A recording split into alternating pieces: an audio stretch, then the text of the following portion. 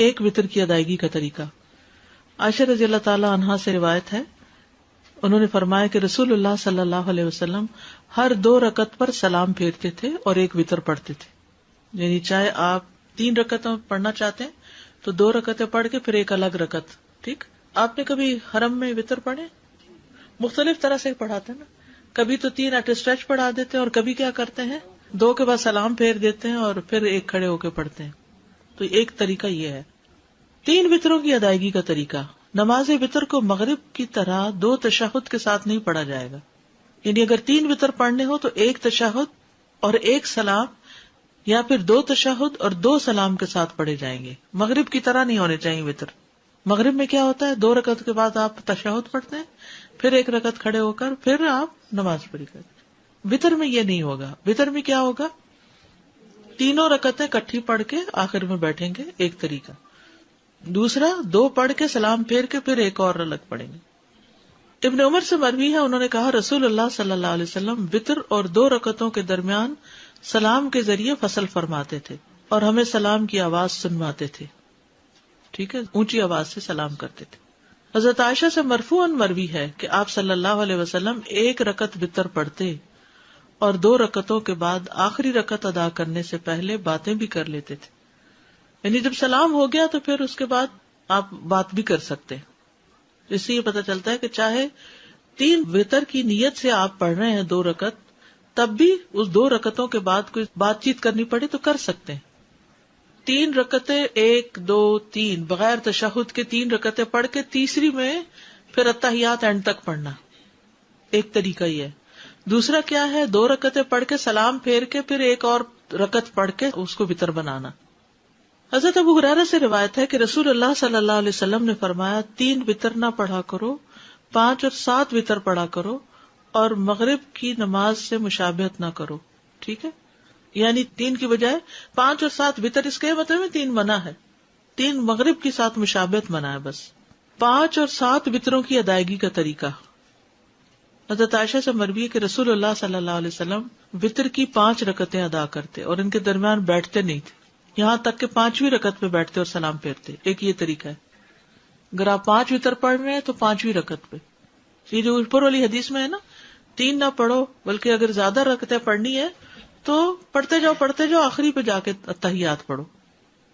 ام سلمہ سے روایت ہے، انہوں نے فرمایا کہ رسول اللہ صلی اللہ علیہ وسلم 7 یا 5 رکعت وتر پڑھتے تھے اور ان کے درمیان سلام یا کلام کے ساتھ تفریق نہیں کرتے تھے. میں نے ایسی مساجد میں نماز پڑھی ہے جہاں امام نے اسی طرح 5 ایٹ اسٹریچ پڑھائے تراویح کے بعد.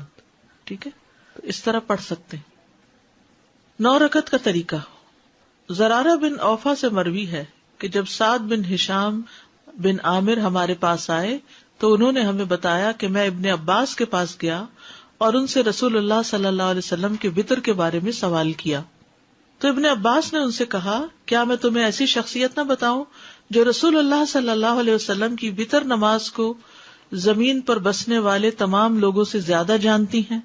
میں نے کہا کون؟ فرمایا عائشہ رضی اللہ عنہا، کیونکہ وہ آپ کی بیوی تھی، آپ کی خلوتوں کی ساتھی تھی. ہم وہاں گئے، انہیں سلام کہا، ان کی خدمت میں حاضر ہوئے اور ان سے سوال کیا. میں نے کہا مجھے رسول اللہ صلی اللہ علیہ وسلم کی وتر نماز کے بارے میں بتائیے. فرمانے لگی ہم آپ صلی اللہ علیہ وسلم کے لیے آپ کی مسواک اور آپ کے وضو کا پانی تیار رکھتے تھے. رات کو جس وقت اللہ عز و جل چاہتا آپ کو جگا دیتا. آپ مسواک اور وضو فرماتے، پھر 9 رکعتیں اس طرح پڑھتے کہ 8ویں رکعت کے علاوہ کسی رکعت میں تشہد کے لیے نہ بیٹھتے، اور 8ویں رکعت میں تشہد وغیرہ اور دعا تک پڑھ کے پھر کھڑے ہو کر پھر 1 رکعت پڑھتے، یعنی سلام کے بغیر. اے بیٹے، پھر جب رسول اللہ صلی اللہ علیہ وسلم بوڑھے ہو گئے اور آپ کو گوشت نے پکڑ لیا تو 7 رکعت پڑھ کر سلام پھیرتے اور بیٹھ کر 2 رکعت پڑھتے. تو اے بیٹا یہ 9 ہو گئی. آپ جب کوئی نماز شروع فرما لیتے تو اس پر ہمیشگی اور پابندی کو پسند فرماتے. وتر میں قرات کون سی صورتیں پڑھی جائیں؟ سورۃ الاعلی، الکافرون اور الاخلاص. ابی بن کعب رضی اللہ عنہ سے روایت ہے کہ رسول اللہ صلی اللہ علیہ وسلم 3 رکعت وتر پڑھتے.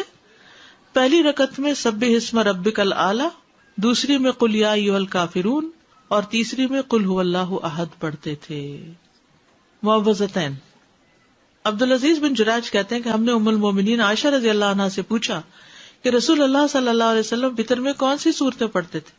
تو انہوں نے کہا پہلی رکعت میں سبح اسم ربک الاعلی، دوسری میں قل یا ایھا الکافرون، اور تیسری میں قل ھواللہ احد اور المعوذتین.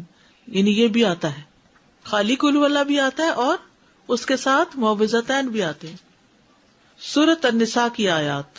ابو موسیٰ اشعری رضی اللہ عنہ دوران سفر مکہ اور مدینہ کے درمیان تھے، تو انہوں نے عشاء کی نماز 2 رکعت پڑھی، پھر کھڑے ہوئے اور 1 رکعت وتر پڑھا، اور اس میں سورۃ النساء کی 100 آیتیں پڑھی. ٹھیک ہے، تو ایسے بھی وتر پڑھ سکتے ہیں، 1 رکعت لیکن بہت لمبی رکعت. پھر فرمایا میں نے اس بات میں ذرا بھر کوتاہی نہیں کی کہ اپنے قدم وہاں رکھوں جہاں رسول اللہ صلی اللہ علیہ وسلم نے اپنے قدم رکھے، اور وہی کچھ پڑھوں جو رسول اللہ صلی اللہ علیہ وسلم نے پڑھا. ٹھیک ہے، تو یہ سفر میں وتر پڑھنے کی دلیل بھی ہے اور لمبے وتر پڑھنے کی بھی. یعنی آپ اگر عشاء کے ساتھ وتر پڑھنا چاہتے ہیں تو سورۃ الاعلی اور کافرون اور اخلاص پڑھ کے ختم کر دیں، اور اگر آپ صبح تہجد کے وقت پڑھنا چاہتے ہیں تو 2 کر کے آپ الگ سے بھی 3 وتر پڑھ سکتے ہیں، اور آپ 8 رکعتیں ایٹ اسٹریچ پڑھ کے بیٹھ کے پھر 9ویں پہ بھی پڑھ سکتے ہیں. تو جو بھی آپ کو سوٹ کرتا ہو آپ کر سکتے ہیں. ٹھیک ہے، اب یہ ویرائٹی آپ کو فرض نمازوں میں نہیں ملے گی، یہ صرف وتر میں ہی ہے، کیونکہ اس کے ساتھ نفل ہے. دعائے قنوت، رکوع سے پہلے دعا کرنا. ابی ابن کعب سے روایت ہے رسول اللہ صلی اللہ علیہ وسلم وتر پڑھتے تھے تو رکوع سے پہلے دعائے قنوت پڑھتے تھے، یعنی سورۃ فاتحہ پڑھی، سورت ملائی، اور اس کے بعد دعائے قنوت پڑھی، اور اس کے بعد رکوع میں گئے، پھر سجدے میں گئے، قیام میں ہی پڑھ لی. دعائے قنوت کے الفاظ. ابو حورا سے روایت ہے، انہوں نے کہا کہ حسن بن علی رضی اللہ عنہما نے بیان کیا کہ رسول اللہ صلی اللہ علیہ وسلم نے مجھے کچھ کلمات سکھائے جنہیں میں قنوت وتر میں کہا کروں.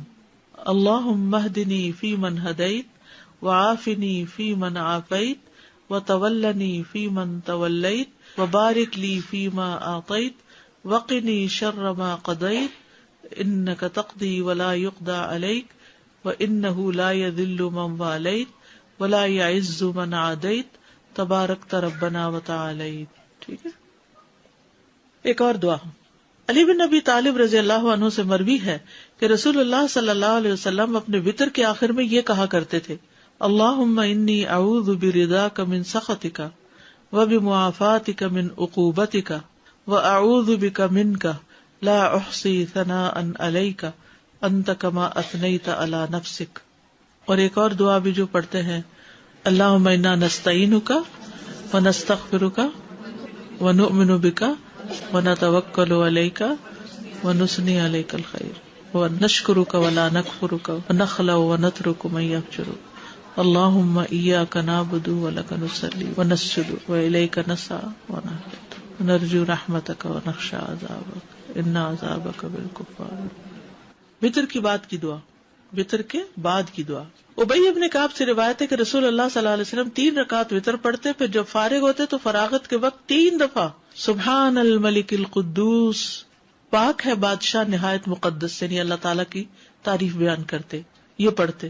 آخری مرتبہ لمبا کر کے پڑھتے، سبحان الملک القدوس سبحان الملک القدوس سبحان الملک القدوس، ایسے لمبا کر کے پڑھتے.